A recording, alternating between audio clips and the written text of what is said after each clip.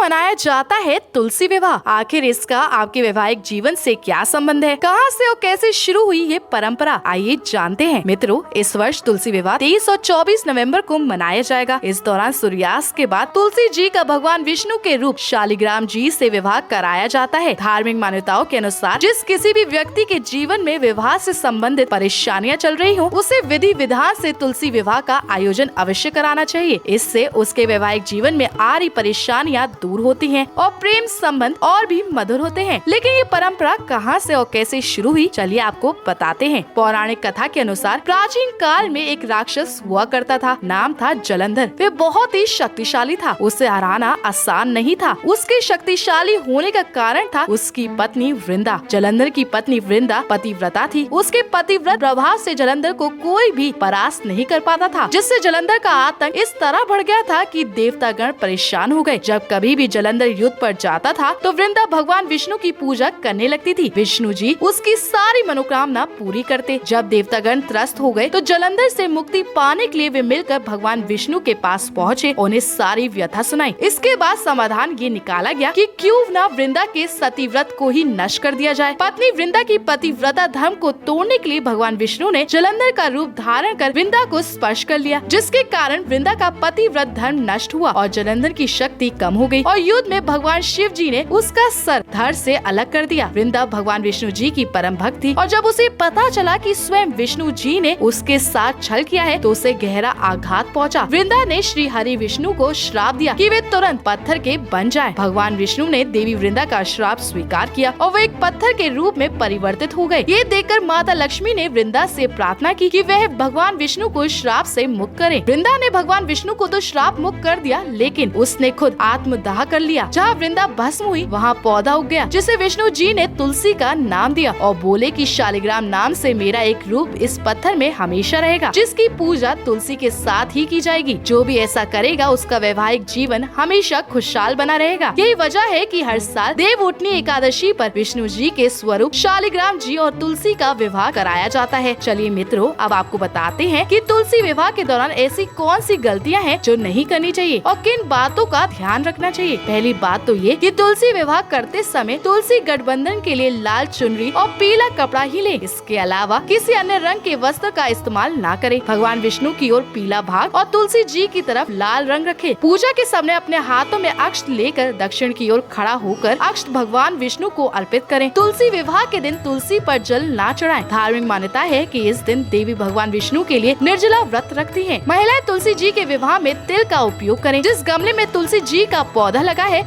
उसमें शालिग्राम भगवान को रखकर तिल चढ़ाना चाहिए। फिर तुलसी विवाह के दौरान तुलसी के पौधे की 11 बार परिक्रमा करें। एक बार फिर याद दिला दें कि इस साल तुलसी विवाह 23 नवंबर को मनाया जाएगा। इस वर्ष ये तिथि 23 नवंबर को रात 9:01 से शुरू होकर 24 नवंबर को शाम 7:06 तक है। तुलसी विवाह के शुभ मुहूर्त की बात करें तो तुलसी विवाह का आयोजन प्रदोष काल में होता है। तुलसी विवाह का मुहूर्त 5:25 के बाद शुरू होगा। मित्रों, इस वीडियो में फिलहाल इतना ही। मिलते हैं अगले वीडियो में एक नई जानकारी के साथ। वीडियो अच्छा लगा हो तो इसे शेयर करना ना भूलें।